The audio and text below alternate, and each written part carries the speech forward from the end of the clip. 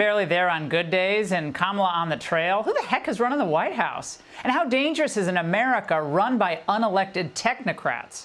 Which begs the question, who's the real threat to democracy? I'm the opposite of a threat to democracy. They're a threat to democracy. I mean, look at what they just did. They just took over the presidency from this was a coup. Biden is a very angry man right now. You know that. They took the presidency away. His wife didn't want it to happen. They took the presidency away like he was a child. Who's making the decisions right now in the White House, do you think? A group of people that are fascists, communists, Marxists. They circle the beautiful Resolute desk in the Oval Office,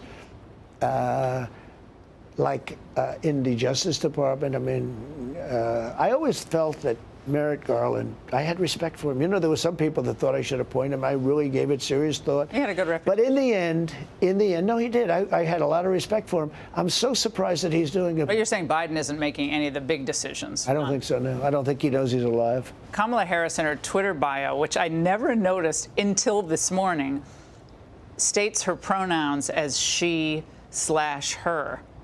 What are your pronouns? I don't want pronouns. I don't want pronouns. I saw that. So you're fluid? What is that? Nobody even knows what that means. Ask her to describe exactly what that means. Well, what is that? Why are people doing that? Nobody knows. Well, what is that? Because they're going crazy, all right? We have to bring our country back to sanity. So I say this about the Republican Party. It's a party now based on common sense, okay? We're conservative, I don't know. Conservative, we're everything. But we're based on common sense. We want borders, we want low taxes, we want good education, we want to be able to buy a house, we want the American dream for our children. I want the American dream. I want my children to say, man, this is great. You don't even hear about the American dream anymore. You heard about it 4 years ago, but you don't hear about it anymore.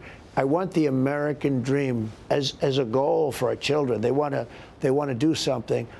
You don't hear that anymore with all of this nonsense going on. We are a party based on common sense. A Time magazine story over the weekend says that they're going to use the phrase just plain weird as their new label for Trump. I thought that was Austin's motto, but just plain weird. Look, what they do is they take sound bites. Russia, Russia, Russia. He's a paid associate of Putin. These people are crazy, okay? Do you know, that lasted 2.5 years, total exoneration. They went through millions of phone calls. They didn't have one call to Russia. The whole thing was a con job. And everything about them. Look at Biden. He said, he'll challenge me to golf. I'm a very good golfer. He's a terrible golfer. This guy can't hit a ball 30 yards. You saw those men downstairs, those policemen. They're screaming at me, hit a shot, hit a shot. And I hit a nice 7-iron right next to the pin.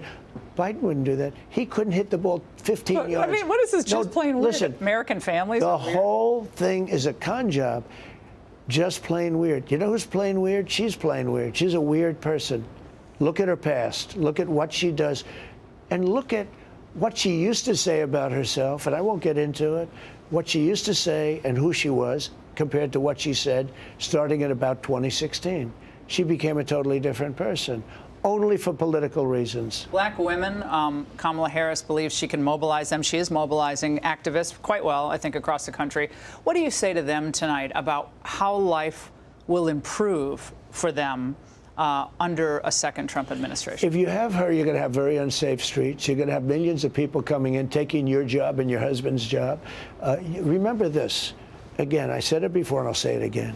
Black people, when all of these people are coming in, the ones that are losing the biggest are the black population. Now, not only in terms of job, but in terms of crime. People are being killed by these migrants coming in from jails, prisons, and gangs from South America and from all over the world. They're coming from all over the world. The world is dumping their prisoners and their criminals into the United States. We're like a dumping ground. Your legacy, in 1 or 2 lines. 5 years from now, assuming you've been president for 4 years, you've finished your second term, what do you want your legacy to be for America? That I loved our country. and that I was able to straighten it out because our country's going bad. We're a failed nation. We're a failing and a failed nation. We're laughed at all over the world. When I was president, we weren't laughed at. President Xi was not laughing at me. He wasn't giving us lectures like they did in Alaska in the early weeks of the Biden administration. I've never seen anything. They would never do that. Mexico wouldn't say we want $2 billion just to talk. Mexico gave us everything. Remain in Mexico policy. Nobody could come in. They had to remain in Mexico. Mexico gave us everything. We had a strong border. We had the strongest border in the history of our country. Listen, when I made the right turn, you know why? Because I put up a chart of the lowest immigration in recorded history. That chart saved my life. I hope the guy who made that chart got a raise. Well, it was actually made by Border Patrol. Are you having any fun out there? Like, I know this is like work, but you're 78. You could be doing anything. Are you having fun post-assassination attempt? I feel, number one, just because you said 78, I am, but I feel stronger. I feel just as good as I did 40 years ago. I feel the same. I actually feel I'm sharper, because if I'm not, I'm in trouble, okay? I feel I'm sort of sharper. Somebody said it to me that said, you know, I think you're sharper now than you were 20 years ago. And maybe doing, you know, all this things, everything that's happening. I'm having fun in a strange way because I'm making a lot of progress. I think we're going to win, and I'm going to make America great again. And that's far more important to whether or not I'm happy. That will make me happy. Hey, Sean Hannity here. Hey, click here to subscribe to Fox News YouTube page and catch our hottest interviews and most compelling analysis. You will not get it anywhere else.